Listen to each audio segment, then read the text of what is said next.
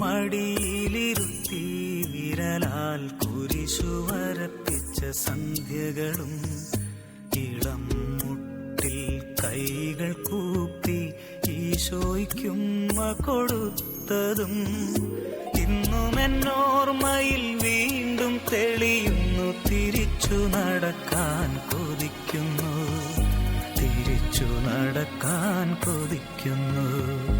അമ്മ മടിയിലിരുത്തി വിരലാൽ കുരിശു വരപ്പിച്ച സന്ധ്യകളും ഇളം മുട്ടിൽ കൈകൾ കൂപ്പി ഈശോയ്ക്കുമ്മ കൊടുത്തതും ഇന്നും എന്നോർമ്മയിൽ വീണ്ടും തെളിയുന്നു. തിരിച്ചു നടക്കാൻ കൊതിക്കുന്നു, തിരിച്ചു നടക്കാൻ കൊതിക്കുന്നു.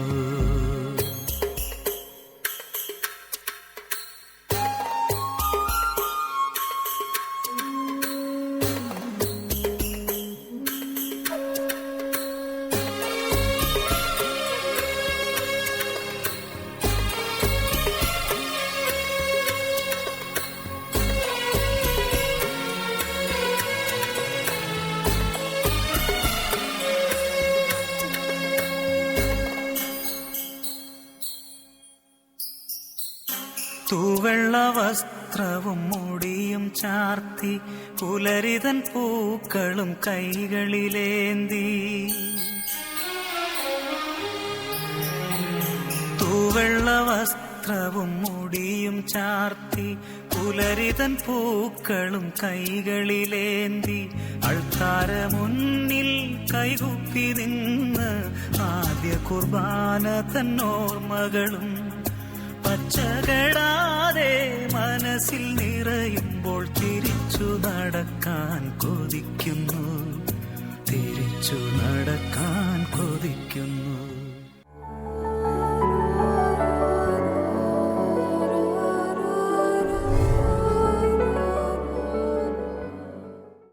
പ്രിയപ്പെട്ടവരെ, വളരെ സ്നേഹപൂർവ്വം നിങ്ങൾക്കെല്ലാവർക്കും മദർ ഹോം ധ്യാന കേന്ദ്രത്തിൽ നിന്ന് ആശംസകളും സന്തോഷവും പങ്കുവയ്ക്കുകയാണ്. നിങ്ങളുടെ ജീവിതത്തിൽ ദൈവം നന്മയും സ്നേഹവും സന്തോഷവും നൽകട്ടെ എന്ന് പ്രത്യേകമായി പ്രാർത്ഥിക്കുന്നു. പലപ്പോഴും നമ്മുടെ ജീവിതത്തിൽ തകർച്ചകളും ദുരിതങ്ങളും ഉണ്ടാകുമ്പോൾ ദൈവം എന്നെ ശിക്ഷിച്ചു, ദൈവം എനിക്ക് ദുരന്തം തന്നു, ദൈവം എൻ്റെ ജീവിതത്തിൽ ഇങ്ങനെയൊക്കെ നശിപ്പിച്ചു എന്നൊക്കെ ചില ആളുകൾ പരാതി പറയാറും പ്രാർത്ഥിക്കാറും ഒക്കെയുണ്ട്. വിശുദ്ധ യാക്കോബ് ശ്ലീഹായുടെ ലേഖനത്തിലെ തിരുവചനത്തിലേക്ക് നിങ്ങളെ ശ്രദ്ധ ക്ഷണിക്കാൻ ഞാൻ ആഗ്രഹിക്കുകയാണ്. പ്രിയപ്പെട്ടവരെ, അതുകൊണ്ട് ഇന്ന് നിങ്ങൾക്ക് ഞാൻ വ്യാഖ്യാനിക്കുന്ന വചനം യാക്കോബ് ശ്ലീഹായുടെ ലേഖനത്തിൻ്റെ 1-ാമത്തെ അധ്യായത്തിൽ നിന്നാണ്. യാക്കോബ് ശ്ലീഹായുടെ ലേഖനത്തിൻ്റെ 1-ാമത്തെ അധ്യായത്തിൻ്റെ 12 മുതലുള്ള വചനങ്ങൾ നിങ്ങൾ ശ്രദ്ധാപൂർവം ഒന്ന് ശ്രവിക്കണം എന്ന് ഞാൻ ആഗ്രഹിക്കാം. ഞാൻ നിങ്ങൾക്ക് വേണ്ടി വായിക്കാം. പരീക്ഷകൾ ക്ഷമയോടെ സഹിക്കുന്നവൻ ഭാഗ്യവാനാണ്. എന്തെന്നാൽ അവൻ പരീക്ഷകളെ അതിജീവിച്ചു കഴിയുമ്പോൾ തന്നെ സ്നേഹിക്കുന്നവർക്ക് ദൈവം വാഗ്ദാനം ചെയ്തിരിക്കുന്ന ജീവൻ്റെ കിരീടം അവന് ലഭിക്കും. പരീക്ഷിക്കപ്പെടുമ്പോൾ താൻ ദൈവത്താലാണ് പരീക്ഷിക്കപ്പെടുന്നതെന്ന് ഒരുവനും പറയാതിരിക്കട്ടെ. എന്തെന്നാൽ ദൈവം തിന്മയാൽ പരീക്ഷിക്കപ്പെടുന്നില്ല, അവിടുന്ന് ആരെയും പരീക്ഷിക്കുന്നുമില്ല. ഓരോരുത്തരും പരീക്ഷിക്കപ്പെടുന്നത് സ്വന്തം ദുർമോഹങ്ങളാൽ വശീകരിക്കപ്പെട്ട് കുടുക്കിലാകുമ്പോഴാണ്. ദുർമോഹം ഗർഭം ധരിച്ച് പാപത്തെ പ്രസവിക്കുന്നു. പാപം പൂർണ്ണ വളർച്ചയെത്തുമ്പോൾ മരണത്തെ ജനിപ്പിക്കുന്നു. ഇവിടെ വെക്കുന്ന വചനം ഓർത്ത് നോക്കുക. ദൈവം ആരെയും പരീക്ഷിക്കുന്നില്ല. ചിലരൊക്കെ പരീക്ഷകളിലും ദുരിതങ്ങളിലുമൊക്കെ പെട്ടുപോകാനുള്ള കാരണം അവരുടെ തന്നെ ദുർമോഹങ്ങളാണ്, അവരുടെ തന്നെ തെറ്റായ ആഗ്രഹങ്ങളാണ് എന്നാണ് വചനം പഠിപ്പിക്കുന്നത്. വചനം ശക്തമായി ആവർത്തിക്കുകയാണ്. ഓരോരുത്തരും പരീക്ഷിക്കപ്പെടുന്നത് സ്വന്തം ദുർമോഹങ്ങളാൽ വശീകരിക്കപ്പെട്ട് കുടുക്കിലാകുമ്പോഴാണ്. ദുർമോഹം ഗർഭം ധരിച്ച് പാപത്തെ പ്രസവിക്കുന്നു. പാപം പൂർണ്ണ വളർച്ച എത്തുമ്പോൾ മരണത്തെ പ്രസവിക്കുന്നു. 3 വാക്കുകളാണ് അതിനകത്തുള്ളത്. 1 ദുർമോഹം, 2 പാപം, 3 മരണം. ദുർമോഹം കാരണമാണ് പാപത്തിൽ പെട്ടുപോകുന്നത്. ഈ പാപത്തിൻ്റെ വളർച്ചയിലാണ് നിത്യമായ മരണവും നാശവും ഉണ്ടാകുന്നതും. അല്ലാതെ ദൈവം ഒരാളെയും ശിക്ഷിക്കുകയോ ഒരാളെയോ ദുരിതത്തിലേക്കോ തകർച്ചയിലേക്കോ കൈവിടുകയില്ല. ഞാൻ ഈ ദിവസങ്ങളിൽ വായിച്ച ഒരു കുഞ്ഞു സംഭവം, കൊച്ചു കഥ നിങ്ങളുടെ ഓർമ്മയിലേക്ക് കൊണ്ടുവരാം. അതായത് ആഫ്രിക്കൻ കാടുകളിൽ കുരങ്ങന്മാരെ വേട്ടയാടി പിടിക്കാൻ വേണ്ടി അവിടുത്തെ ആദിവാസികൾ കണ്ടെത്തിയ ഒരു മാർഗമുണ്ട്. കുരങ്ങന്മാർ കൃഷിയൊക്കെ നശിപ്പിക്കുമ്പോൾ അവരെ തോൽപ്പിക്കാൻ വേണ്ടി ആദിവാസികളുടെ സാമാന്യ ബുദ്ധിയിൽ തോന്നുന്ന ഒരു പ്രക്രിയ, അതായത് അവർ നല്ല രുചിയുള്ള ഒരു ഫലം, അതിൻ്റെ അകത്ത് ഒരു തുളയുണ്ടാക്കും. ഒരു തേങ്ങ പോലെ എന്ന് നമ്മൾ മനസ്സ് വിചാരിച്ചാൽ മതി. അതിൻ്റെ അകത്ത് തുളയുണ്ടാക്കി ഏറ്റവും രുചികരമായ ഭക്ഷണപദാർത്ഥത്തിൻ്റെ ഒരു പൊതി അതിൻ്റെ അകത്ത് ഉണ്ടാക്കി വെക്കും. ഈ നല്ല പഴവർഗ്ഗത്തിൻ്റെ രുചിയും മണവും കേട്ട് വരുന്ന കുരങ്ങൻ ഇതെടുക്കാൻ വേണ്ടി കൈയിടും. ഒരു ചെറിയ തുള അതിൻ്റെ അകത്തുള്ളൂ. ഈ ചെറിയ തുളയിലൂടെ വേണം കൈയിടാൻ വേണ്ടി. കൈ വളരെ കഠിനമായിട്ട് അതിനകത്ത് കയറ്റാൻ പറ്റുള്ളൂ. എങ്കിലും ഈ രുചികരമായ ഭക്ഷണം കിട്ടാൻ വേണ്ടി കുരങ്ങൻ അതിൻ്റെ അകത്തേക്ക് കൈയിടും. 1 or 2 മണിയല്ല, കൈ നിറച്ച് വരും. കിട്ടിയില്ലെങ്കിൽ പിന്നെ കിട്ടാതെ പോയെങ്കിലോ ഇപ്പം എടുക്കുന്നല്ലേ കിട്ടുകയുള്ളൂ എന്നൊക്കെ വരച്ച് അതിൻ്റെ അകത്ത് കൈയിട്ട് അത് മുഴുവൻ വാരും. ഈ വാരിക്കഴിയുമ്പം കൈ ഇങ്ങനെ ചുരുണ്ടുപോകും. നിവർന്നിരിക്കുന്ന കൈ ലളിതമായി അതിൻ്റെ അകത്ത് കയറുക തുളയിലേക്ക്. പക്ഷെ വാരിക്കഴിയുമ്പോൾ കൈ ഇങ്ങനെ ചുരുണ്ടിരിക്കുമ്പോൾ പിന്നെ കൈ പുറകോട്ട് വലിച്ചാൽ പോരില്ല. ഇതെല്ലാം കിട്ടാനുള്ള മോഹം ഒന്നുപോലും നഷ്ടപ്പെടരുത് എന്ന ചിന്ത കൊണ്ട് ഇതെല്ലാം വാരിക്കൂട്ടി ഇങ്ങനെ വെച്ചിരിക്കുമ്പോൾ ഇത് വലിക്കുമ്പോൾ കൈ പുറകോട്ട് പോരില്ല. എത്ര വലിച്ചാലും പുറകോട്ടില്ല. അങ്ങനെയാകുമ്പോൾ അവിടെ കിടന്ന് പടയ്ക്കാൻ തുടങ്ങും. ഇതെടുക്കാനുള്ള വ്യഗ്രതയിൽ പഠിച്ചുകൊണ്ടിരിക്കുമ്പോൾ ദൂരസ്ഥലത്ത് നോക്കിയിരിക്കുന്ന ഇതിനെ കെണിയിൽ വെച്ചിരിക്കുന്ന ആൾക്ക് മനസ്സിലാകും, ഇതാ കുരങ്ങൻ കെണി വീണിരിക്കുന്നു. അപ്പോൾ അയാൾ ഓടിച്ചെല്ലും. ഓടിപ്പോകാൻ പറ്റാതെ വിഷമിച്ച് നിൽക്കുന്ന ഈ കുരങ്ങൻ്റെ തലക്കെട്ട് ഒരടി കൊടുക്കും, കുരങ്ങനെ പിടിക്കുകയും ചെയ്യും. ഇതിൻ്റെ മറുവശമുണ്ട്. ഈ കൈയിട്ട നേരത്ത് കൈ അതുപോലെയാണെങ്കിൽ തിരിച്ചെടുക്കാൻ പറ്റും. ഇതിങ്ങനെ ചുരുട്ടിക്കൂട്ടി പിടിക്കുന്നതുകൊണ്ടാണ് എടുക്കാൻ പറ്റാത്തത്. ഈ കൈയൊന്ന് നിവർത്തിട്ട് അപകടമാണല്ലോ രക്ഷപ്പെടല്ലോ എന്ന് വെച്ച് കൈയൊന്ന് നിവർത്താൽ ഈ കയ്യിലുള്ള ഈ മധുരപലഹാരം അങ്ങ് വിട്ടുകളഞ്ഞാൽ ഈ കുരങ്ങ് രക്ഷപ്പെടാൻ പറ്റും. മറിച്ച് കുരങ്ങൻ എന്താ ചിന്തിക്കുന്നത്, ഇതിപ്പോൾ കൈവിട്ട് പോയാൽ അതിന് കിട്ടിയാലല്ലോ എന്ന ചിന്തയിൽ ഇത് ആർത്തിയോടെ പിടിച്ചുകൊണ്ടിരിക്കുമ്പോൾ വീണ്ടും വീണ്ടും കെണിയിലേക്ക് പോയിക്കുക. അതായത് അമിതമായ മോഹമാണ് അപകടത്തിലേക്ക് എത്തിക്കുന്നത്. അതായത് ചിലപ്പോഴൊക്കെ ജീവിതത്തിലൊക്കെ നമ്മുടെ അതിമോഹങ്ങളാണ് നമ്മളെയൊക്കെ വലിയ അപകടങ്ങളിലേക്ക് എത്തിക്കുന്നത്. ഒരു സാധാരണ മോഹം, ഒരു സാധാരണ ആഗ്രഹം വലിയ ദുരന്തം നമുക്ക് എത്തിക്കാറില്ല. അതിമോഹത്തിലേക്ക് എത്തുമ്പോൾ അതെന്നും വലിയ കെണിയായി മാറുക. ഞാൻ ചിലപ്പോഴൊക്കെ ചിന്തിക്കാറുണ്ട്, ഈ കാലഘട്ടത്തിൽ നമ്മുടെ വ്യക്തി ജീവിതത്തിലും കുടുംബത്തിലുമൊക്കെ ഉണ്ടാകുന്ന പലവിധ തകർച്ചകളുടെയും കാരണം ഈ അതിമോഹമാണ്. തിരുവചനം പഠിപ്പിച്ചു വെക്കുന്ന പോലെ സ്വന്തം ദുർമോഹങ്ങളാലും അതിമോഹത്താൽ പലപ്പോഴും രക്ഷപ്പെടാനാവാത്ത ചില കെണികളിലേക്കൊക്കെ ചെന്ന് വീഴുക. എനിക്കറിയാവുന്ന സഹോദരനെ ഞാൻ ഓർമ്മിക്കും. അയാൾ സാധാരണ സന്തോഷമായി ഭാര്യയും 2-3 മക്കളുമായി സാധാരണ കർഷകനായി ജീവിക്കണം. കൊള്ളാവുന്നൊരു വീടുണ്ട്. അപ്പോൾ വരുന്നവരൊക്കെ പറയും, ഈ വീടൊന്ന് പൊളിച്ച് പണിയണ്ടേ, ഈ വീടൊന്നും കൂടെ നന്നാക്കണ്ടേ. പിള്ളേർ പറയും, പപ്പ ആ വീട്ടിൽ ടൈൽസ് ഇട്ടിട്ടുണ്ട്, ഈ വീട് അറ്റാച്ച്ഡ് ബാത്റൂമുണ്ട്, നമ്മളിപ്പോഴും പുറത്തൊക്കെ പോകണ്ടേ, കുറച്ചും കൂടെ നല്ല വീട് പണിയാം. ഭാര്യയും പറഞ്ഞു വീട് പണിയാം. ഈ താല്പര്യത്തോടെ അയാൾ പതുക്കെ ഇത്തിരി പൈസയൊക്കെ സ്വരുക്കൂട്ടി വെച്ച് ഒരു കൊച്ചു വീട് പണിയാനുള്ള സ്വപ്നങ്ങൾ വളർത്തിക്കൊണ്ട് വരിക. ഇങ്ങനെയൊക്കെ അയാൾ അവിടുന്ന് ഇവിടുന്ന് മേടിച്ചതും പണിയെടുത്തതുമായ പൈസ കൊണ്ട് ഒരു 4-5 ലക്ഷം രൂപ ഉണ്ടാക്കിയപ്പോൾ ഒരു വീട് പണിയാൻ വേണ്ടി അയാൾ ആഗ്രഹിച്ചു. അയാൾ ധ്യാനത്തിൽ പ്രാർത്ഥിക്കാനൊക്കെ വന്നു. വീട് പണിയാൻ വേണ്ടി ചോദിച്ചു, വീട് പണിയാം എന്നൊക്കെ തമ്പുരാൻ്റെ സന്ദേശം കൊടുത്തും ഈ വീട് പണി ആരംഭിക്കാം. വീട് പണിയുടെ പ്ലാൻ എടുത്തപ്പോഴേ എല്ലാവർക്കും അവരുടേതായ മോഹങ്ങൾ കൂടി. ഭാര്യയും ഭർത്താവിൻ്റെ ഒരു റൂം വേണം, 3 മക്കളും പറഞ്ഞ് 3 മക്കൾക്ക് ഓരോ റൂം വേണം. അപ്പോൾ അടുത്ത ആൾ ചിന്തിച്ചു, ഒരു വീട്ടിലൊരു അതിഥി വന്നാൽ കിടത്തണ്ടേ, ഒരു റൂം കൂടെ വേണം. അപ്പോൾ അങ്ങനെ ചിന്തിക്കുമ്പോൾ 4-5 മുറികൾ വേണം. ഇപ്പോൾ ഒരു 2 മുറിയിൽ അല്ലെ 3 മുറി താമസിച്ച കുടുംബം യാതൊരുവിധ ആകലാവധികളും ഇല്ലാതെയും യാതൊരുവിധ അലങ്കോലവും ഇല്ലാതെ വഴക്കില്ലാതെ ജീവിച്ച കുടുംബം. അവരിങ്ങനെ പ്ലാൻ എടുത്തപ്പം പറഞ്ഞു, ഇതാ നമുക്ക് 4 മുറികൾ വേണം. അതിനുശേഷം പറഞ്ഞു നമുക്ക് നല്ലൊരു സെൻട്രൽ ഹോൾ വേണം. അതിനുശേഷം പറഞ്ഞു നമുക്കത് അടുക്കള വേണം, വർക്ക് ഏരിയ വേണം. ഇങ്ങനെ പ്ലാൻ എടുത്ത് വന്നപ്പോൾ ഈ വീടിന് വലിപ്പം കൂടി. അതായത് ഇയാൾ കൊള്ളാവുന്ന സാധാരണ വീടും ചിന്തിച്ചപ്പോൾ പിന്നെ വലിപ്പം കൂടുക. അത് കഴിയുമ്പോൾ ആരോ പറഞ്ഞു വെച്ചു, ഇനി എന്തെങ്കിലും കാലത്ത് വലിയ വീട് വെക്കേണ്ടി വന്നെങ്കിലോ 2ാം നില അങ്ങ് പണിതാലോ, ഇന്ന് പണിയുന്നില്ലെങ്കിലും അതിനങ്ങ് സ്റ്റെയർ കേസ് ഇട്ട് വെച്ചാൽ പോരെ. അയാൾ ചിന്തിച്ചു, അത് നല്ല സ്റ്റെയർ കേസ് ഇടാം. കുറച്ച് കഴിഞ്ഞപ്പോൾ വേറെ ആരോ പണിത് വന്നപ്പോൾ സൂചിപ്പിച്ചു, നമ്മൾ എന്തെങ്കിലും കാലത്തൊരു കാറ് മേടിക്കണമെന്ന പോർച്ച് ഉണ്ടാക്കണ്ടേ, പോർച്ചും കൂടെ ഉണ്ടാക്കാം. ഇങ്ങനെ അയാൾ പ്ലാൻ ചെയ്ത് വന്നപ്പോൾ അയാളുടെ പ്രതീക്ഷകൾക്കൊക്കെ അപ്പുറത്തേക്ക് വീട് വലുതാകുക. അയാളിങ്ങനെ കണക്ക് കൂട്ടി, ഒരു 10-12 ലക്ഷം രൂപയുടെ വീട് പണിയാം, ഒരു 5 ലക്ഷത്തോളം രൂപ കയ്യിലുണ്ട്, ചെറിയ ലോണാക്കാം ഒരു 5-6 ലക്ഷം രൂപ, ബാക്കിയുള്ള സ്വർണ്ണമൊക്കെ വിറ്റ് ഒരു 10-12 ലക്ഷത്തിന് കൊള്ളാവുന്നൊരു വീട് വെക്കാമെന്ന് പ്ലാൻ ചെയ്തു.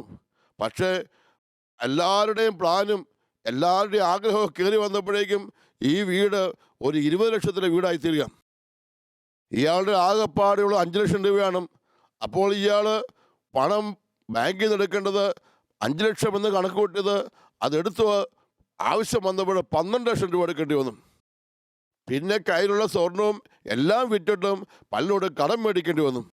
അയാൾ വീട് പണി തീർന്നു വന്നപ്പം എല്ലാവരുടെയും പ്ലാനും വീടിൻ്റെ മുറ്റത്തൊക്കെ ഇൻ്റർലോക്ക് ഇട്ടും ഗേറ്റ് വെച്ചും വീട്ടിൽ ടൈൽസ് ഇട്ടും 2-3 ബാത്റൂം ഉണ്ടാക്കിയും വർക്ക് ഏരിയ ഉണ്ടാക്കിയും എല്ലാവരും സൗകര്യങ്ങളാക്കിയതും വീടിന് 25 ലക്ഷം രൂപ. അയാൾക്ക് ആകെപ്പാട് അയാളുടെ കയ്യിലുള്ളത് 5 ലക്ഷം രൂപ. അപ്പോൾ അയാൾക്ക് ഭീമമായ കടം വന്നു, 20 ലക്ഷത്തോളം രൂപ കടം വന്നു. ഈ കടം ബാങ്കിൽ നിന്നുള്ള കടമുണ്ട്, ആളുകളോട് മേടിച്ച കടമുണ്ട്. വീട് വെഞ്ചിരിപ്പും പരിപാടിയും കഴിഞ്ഞ് സ്വസ്ഥമായി ജീവിച്ചു തുടങ്ങി. അടുത്ത മാസമായപ്പോഴേക്കാണ് ഇനി ലോൺ അടയ്ക്കണ്ടേ. കയ്യിലുള്ള എല്ലാ പൈസയും തീർന്നിരിക്കുന്ന നേരമാണ്, വരുമാന മാർഗങ്ങളില്ല.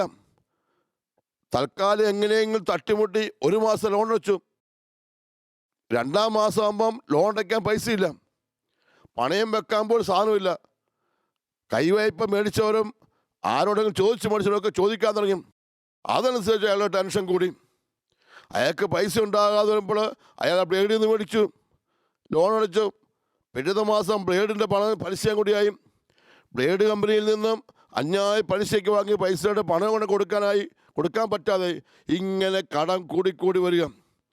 ഈടെ അയാൾ പ്രാർത്ഥിക്കാൻ വന്നപ്പോൾ അയാൾ ആകെ അസ്വസ്ഥനായി, ആകെ ക്ഷീണിതനായി, ആകെ രോഗിയായി കണ്ടപ്പോൾ ചോദിച്ചു, എന്ത് പറ്റി? അപ്പോഴാണ് അയാൾ ഈ കഥയൊക്കെ പറയുക. ഞാനിങ്ങനെ ശാന്തമായി ചിന്തിച്ചു, ഒരു 10-12 ലക്ഷത്തിന് ചെറിയ വീട് വെച്ചിരുന്നെങ്കിൽ അയാൾക്ക് ഈ ഉൾക്കണ്ടയില്ലാണ്ട് വീട്ടിൽ കിടക്കാമായിരുന്നു. കടം കൂടാൻ കാരണം എന്താ? ഓരോരുത്തരെയും മോഹങ്ങൾക്കനുസരിച്ച് വലുതായി പോയൊരു വീട്. എല്ലാവർക്കും സൗകര്യമായി. പക്ഷേ എന്താ സംഭവിക്കുന്നത്? ഈ കുടുംബനാഥന് ഉറക്കം വരുന്നില്ല.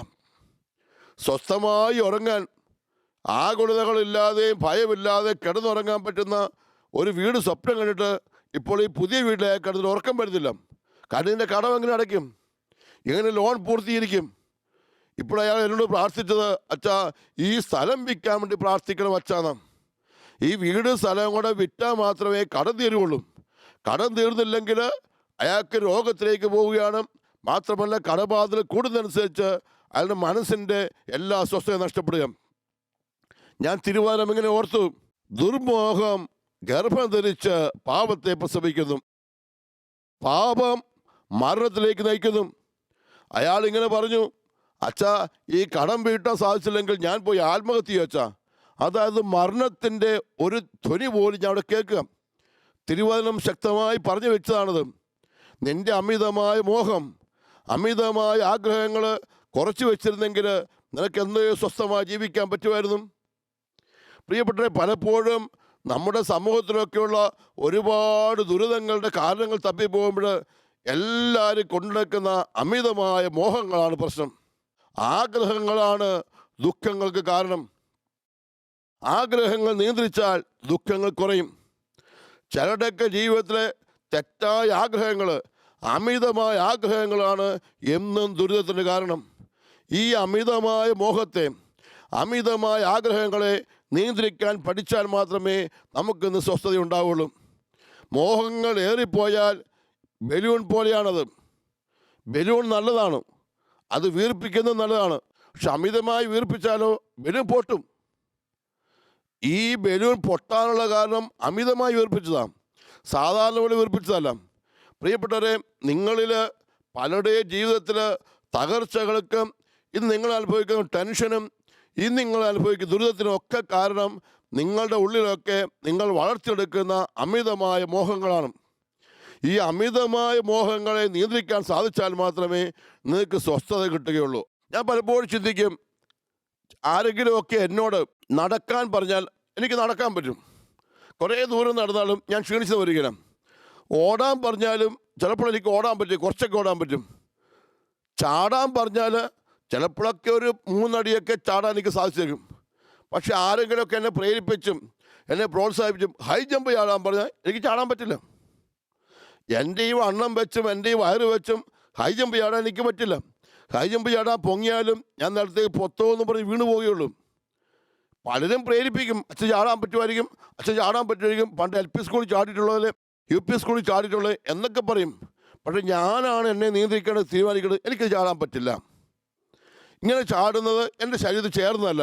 മറ്റുള്ളവർ പറയുന്നത് കേട്ടും അവരുടെയൊക്കെ ആഗ്രഹങ്ങൾ കൊത്തും എൻ്റെ മോഹങ്ങൾ കൂട്ടി എനിക്ക് തോന്നുകയാണ് എനിക്കൊരു 1 മീറ്റർ ഹൈ ജമ്പ് ചാടാം എന്ന് വിചാരിച്ച് ഞാൻ ചാടാൻ വേണ്ടെങ്കിൽ പരിശ്രമിച്ചാൽ പൊങ്ങുന്നതിന് മുമ്പ് തന്നെ ഈ കമ്പയിൽ തട്ടി വീഴും. ഈ കമ്പനി ശരീരത്തിൽ എവിടെയെങ്കിലും കൊണ്ടുകയറും, ഞാൻ രോഗിയാകുകയും ചെയ്യും. അപ്പോൾ ഓർക്കണം, ഞാനിങ്ങനെ ഹൈ ജമ്പ് ചാടാൻ നോക്കിയിട്ട് ഉരുണ്ട് വീണിട്ട് അയ്യോ ഞാൻ വീണ് പോയില്ലേ, എനിക്ക് അപകടം സംഭവിച്ചില്ലേ, ഞാൻ ഇത്രയും വചനം പ്രസംഗിക്കുന്നത് ഞാൻ ചാടിപ്പോയിട്ടും ദൈവം എന്നെ കാത്തില്ലല്ലോ എന്നൊന്നും പറയണ്ട. ഞാൻ ചാടാൻ പാടില്ല. ഞാൻ ശ്രദ്ധിക്കേണ്ട ചില കാര്യങ്ങളുണ്ട്.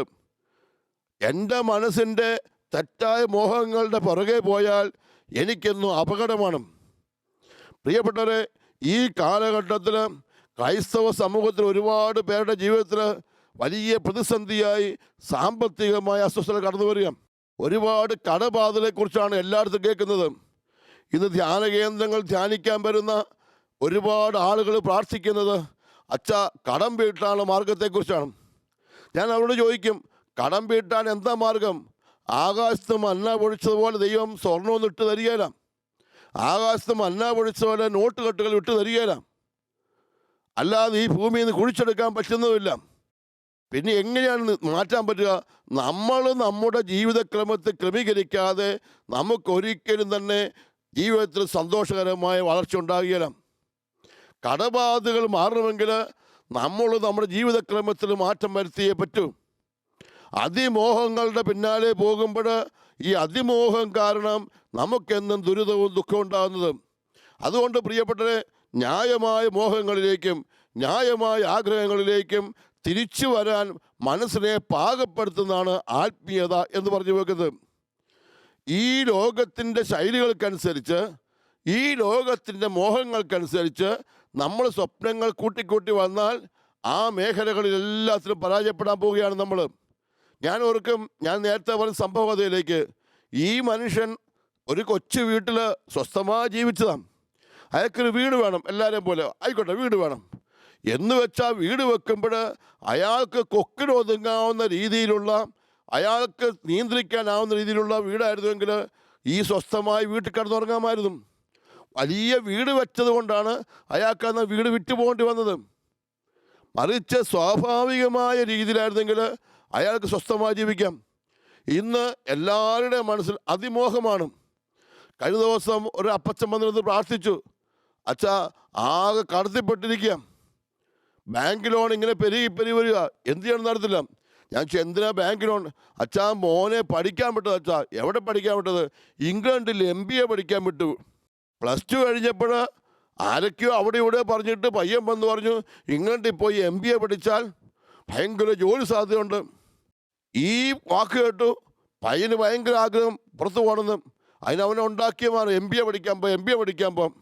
സാധാരണ കർഷകനായ അപ്പന് അതിനെക്കുറിച്ചൊന്നും കൂടുതൽ അറിയാതെ എങ്ങനെയോ ലോണൊക്കെ എടുത്തു. ഈ പയ്യൻ സ്റ്റുഡൻറ്റ് വിസയ്ക്ക് പോയി. 20 ലക്ഷത്തോളം രൂപ ചിലവായി. ഇപ്പോൾ ജോലിയില്ല. സ്റ്റുഡൻറ്റ് വിസയിൽ പോയ പയ്യൻ അവിടെ പഠിച്ച് ജോലി കിട്ടിയില്ല. അവൻ തിരിച്ചു കൊണ്ടു വന്നു. ഈ കടം എങ്ങനെ വീട്ടും? ഞാൻ വെറുതെ ശാന്തമായി ഈ പയ്യനോട് ചോദിച്ചു, മോനെ, ഇവിടെ സാധാരണ ഒരു MBA ഏത് സ്ഥാപനത്തിൽ പഠിച്ചതെങ്കിലും 1-2 ലക്ഷം രൂപയാവും. ഈ 1-2 ലക്ഷം വിദ്യാഭ്യാസ ലോൺ എടുത്തിരുന്നെങ്കിൽ ഇത് അടച്ചു തീർക്കാൻ നിനക്ക് സാധിക്കുമായിരുന്നു. ഈ 20 ലക്ഷം രൂപ പെരുകി വരുമ്പോൾ എങ്ങനെ അടച്ചു തീർക്കും? അടച്ചു തീർക്കാൻ പറ്റാത്തപ്പോൾ ഇത് പയ്യനും അസ്വസ്ഥയായി, കുടുംബത്തിനും അസ്വസ്ഥയായി. ഒരു സാധാരണമായി ലഭിക്കാമായിരുന്ന കാര്യത്തിന് വേണ്ടി അമിതമായ അധ്വാനം വ്യയം ചെയ്യുമ്പോൾ അത് നമുക്ക് തിരിച്ചു നൽകുന്നത് വലിയ ക്ഷീണമായിരിക്കും.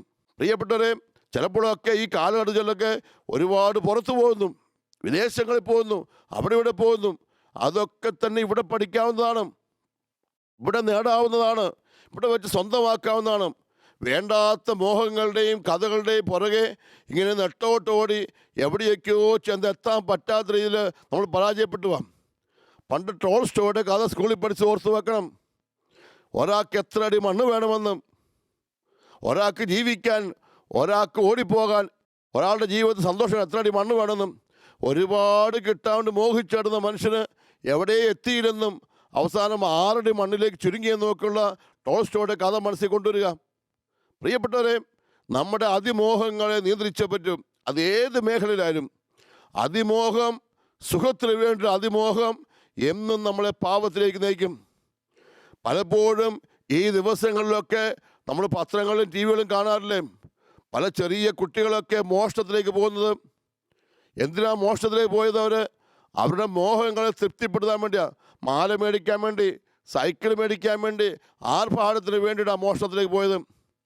അടിപൊളിയായി ജീവിക്കാൻ, വലിയ സുഖകരമായി ജീവിക്കാൻ പണം കണ്ടെത്താൻ വേണ്ടി അവർ മോഷണത്തിലേക്ക് പോയി. അതായത് ദുർമോഹം പാപത്തിലേക്ക് നയിച്ചു. പാപത്തിൽപ്പെട്ട് കഴിയുമ്പോഴോ അത് നാശത്തിലേക്ക് പോയി. ഒരിക്കൽ പിടിക്കപ്പെടുകയും ജയിലാക്കപ്പെടുകയും അപമാനിക്കപ്പെടുകയും ജീവിതം തന്നെ തീർന്നു പോവുകയും ചെയ്യുന്ന അവസ്ഥയെത്തിയും. ഈ 3 വാക്കും വളരെ പ്രധാനപ്പെട്ട വാക്കാണ്. അതിമോഹം, പാപം, മരണം. ഇന്ന് പലരുടെയും ജീവിതത്തിൽ സാമ്പത്തിക മേഖലയിലല്ല, സാമൂഹ്യ മേഖലയിലും ആന്തരിക മേഖലയിലും മരണത്തിലൂടെ കടന്നു പോവുക. കാരണം അവർ കൊണ്ടു നടക്കുന്ന അതിമോഹങ്ങളാണ്. അതുകൊണ്ട് പ്രിയപ്പെട്ടവരെ, ഞാൻ നിങ്ങളോട് ആവശ്യപ്പെടും, നമുക്ക് നമ്മുടെ മോഹങ്ങളെ താഴ്ത്തി വെച്ച് ചിന്തിക്കാം. അതുകൊണ്ട് ഈശോ നമ്മളെ പഠിപ്പിച്ചത്, എന്തിനാണ് നമ്മൾ ഒരുപാട് ചിന്തിക്കുന്നത്? ഈ ഒരു ദിവസത്തെ ക്ലേശം മതിയല്ലോ.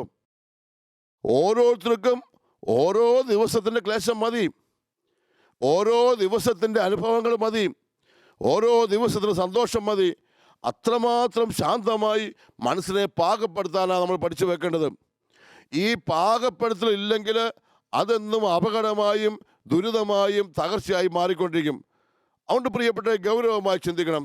നമ്മുടെ സമസ്ത മേഖലകളിലും നമുക്ക് ഈ ദിവസങ്ങളിലും ഈ വർഷങ്ങളിലുമൊക്കെ വേണ്ടാത്ത മോഹങ്ങളുടെ പുറകെ പോകരുത് എന്നാണ് ഞാൻ സൂചിപ്പിക്കുന്നത്.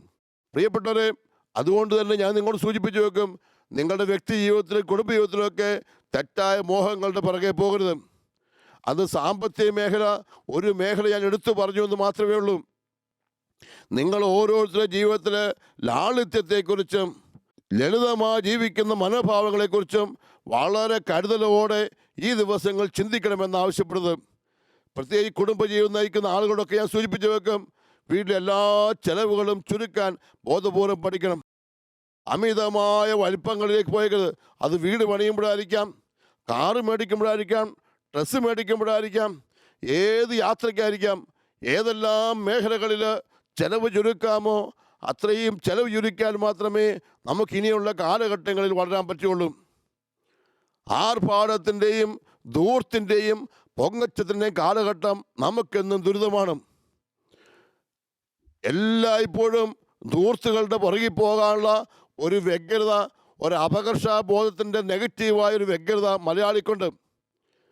അവൻ അപകർഷാബോധത്തിൻ്റെ ദാരിദ്ര്യത്തിൽ നിന്ന് രക്ഷപ്പെടാൻ വേണ്ടി വലിയ പൊങ്ങച്ചത്തിലേക്ക് പോവുക. പലപ്പോഴും പൊങ്ങച്ചത്തിൻ്റെ മേഖലയിലായി വീടുകളാകട്ടെ, കാറുകളാകട്ടെ, ഡ്രസ്സുകളാകട്ടെ പ്രിയപ്പെട്ടവരെ, ബോധപൂർവം നമുക്ക് ഈ കാലഘട്ടങ്ങളിൽ ചെലവിയൊരുക്കണം. ഒരാൾ മാർഭാടത്തിന് പുറകെ പോകരുത്, ഒരാൾ ദുർമോഹങ്ങളുടെ പുറകെ പോയേക്കരുത്. എത്രമാത്രം ലളിതമായും എത്രമാത്രം സിമ്പിളായി ജീവിക്കാമോ അങ്ങനെ ജീവിച്ചാൽ മാത്രമേ സ്വസ്ഥത കിട്ടുള്ളൂ. അമിതമായ മോഹങ്ങൾ എന്നും നമ്മളെ ദുരിതത്തിലേക്ക് നയിച്ചുള്ളൂ. ഈ അമിതമായ ആഗ്രഹങ്ങളുടെ പുറകെ പോയി ജീവിതത്തിന് മുഴുവൻ സ്വസ്ഥത നഷ്ടപ്പെട്ട് നമ്മൾ ശരീരത്തിലും മനസ്സിലും മരിച്ചവരെ പോലെ ആകരുത്. ഈശോയുടെ മനസ്സ് കൊണ്ടെടുക്കണം. ഈ വ്യക്തിപരമായ ജീവിതത്തിൽ ഏറ്റവും ലളിതമായി ജീവിക്കാൻ, ഏറ്റവും സിമ്പിളായി ജീവിക്കാനുള്ള ഒരു ആത്മീയ വളർച്ചയും കൊണ്ട് നമുക്കുണ്ടാകണം. അതുകൊണ്ട് പ്രിയപ്പെട്ടവരെ, മോഹങ്ങളെ നിയന്ത്രിക്കാൻ പഠിക്കണം. വചനം ഒന്നും കൂടെ ഓർപ്പിക്കുന്നു, നിന്റെ അതിമോഹങ്ങളാണ്, അതിദുർമോഹങ്ങളാണ് നിന്നെ പാപത്തിലേക്ക് നയിച്ചത്. ഈ പാപമാണ് നിനക്ക് മരണത്തിന് കാരണമായത്. അതുകൊണ്ട് നമ്മുടെ ഉള്ളിലുള്ള തെറ്റായ മോഹങ്ങളെയും പ്രവണതകളെയും നിയന്ത്രിക്കാനുള്ള വലിയ മനസ്സ് നമുക്കുണ്ടാകണം. മൂലപാപങ്ങൾ 7-നെക്കുറിച്ച് പറയുമ്പോഴും പഠിപ്പിക്കുമ്പോഴും അവിടെ പറഞ്ഞു വെക്കുന്നില്ലേ, ദ്രവ്യാഗ്രഹം എന്നൊരു മൂലപാപത്തെക്കുറിച്ച്, അതിമോഹത്തെക്കുറിച്ചാണ്. ഭൗതിക വസ്തുക്കളോടുള്ള അമിതമായ മോഹമാണത്. അതാണ്, ആ മൂലപാപത്തെയാണ് ഞാൻ നിയന്ത്രിക്കേണ്ടത്. എങ്കിലേ ദൈവാത്മാവ് എന്നിൽ വളരുകയുള്ളൂ. നമുക്കതിനുവേണ്ടി പ്രാർത്ഥിക്കണം. നമ്മുടെ ഉള്ളിലുള്ള ദുർമോഹത്തെ നിയന്ത്രിക്കാനുള്ള ആത്മീയ കരുത്തിന് വേണ്ടി പ്രാർത്ഥിക്കണം. ഒന്നിച്ച് പ്രാർത്ഥിക്കുന്നു. കർത്താവായ ദൈവമേ, ഈ നിമിഷം നിൻ്റെ ആത്മാവിനെ ശക്തി പ്രാപിക്കണമേ. പരിശുദ്ധാത്മാവ് ഞങ്ങളുടെ മേൽ നിറയട്ടെ. ഞങ്ങളുടെ മനസ്സിനെയും ചിന്തകളെയൊക്കെ നിയന്ത്രിക്കാനുള്ള പരിശുദ്ധാത്മാവിൻ്റെ ബലം ഞങ്ങൾക്ക് തരണമേ. തെറ്റായ മോഹങ്ങളും തെറ്റായ ആഗ്രഹങ്ങളും ഞങ്ങളെ പ്രലോഭിപ്പിക്കുമ്പോൾ അതിനെ നിയന്ത്രിക്കുവാൻ ദൈവാത്മാവെ എന്നിൽ നിറയണമേ. പരിശുദ്ധാത്മാവിൻ്റെ ശക്തി കൊണ്ട് ഞാനും ഈ വചനം കേൾക്കുന്ന എല്ലാവരും നിറയട്ടെ. ഹല്ലേലൂയ, ഹല്ലേലൂയ, ഹല്ലേലൂയ. യേശുവിൻ്റെ ആത്മാവെ, പ്രലോഭനങ്ങളിലെ തിന്മകളിൽ നിന്നും എന്നെ മോചിപ്പിക്കണമേ. ഹല്ലേലൂയ, ഹല്ലേലൂയ, ഹല്ലേലൂയ. അതിമോഹങ്ങളുടെ പുറകെ പോകാനുള്ള ലൗകിക വ്യഗ്രതയിൽ നിന്നും എന്നെ മോചിപ്പിക്കണമേ. യേശുവേ സ്തുതി, യേശുവേ സ്തുതി, യേശുവേ സ്തുതി. എല്ലാവരെയും പോലെ ഈ ലോകത്തിൻ്റെ മോഹങ്ങളിലൊക്കെ പെട്ട് പരാജയപ്പെട്ടു പോകുവാൻ എന്നെ കൈവിടരുതേ. Hallelujah, hallelujah, hallelujah, hallelujah. എൻ്റെ വ്യക്തി ജീവിതത്തിൽ ദൈവികമായ സന്തോഷവും സമാധാനത്തിനും ആശ്രയം വെക്കുവാനും ഭൗതികമായ വസ്തുക്കളുടെ പുറകെ അമിതമായി വ്യയം ചെയ്യാതിരിക്കാനുള്ള ആത്മീയ കരുത്ത് നൽകണമേ. Hallelujah, hallelujah, hallelujah, hallelujah, hallelujah, hallelujah, hallelujah.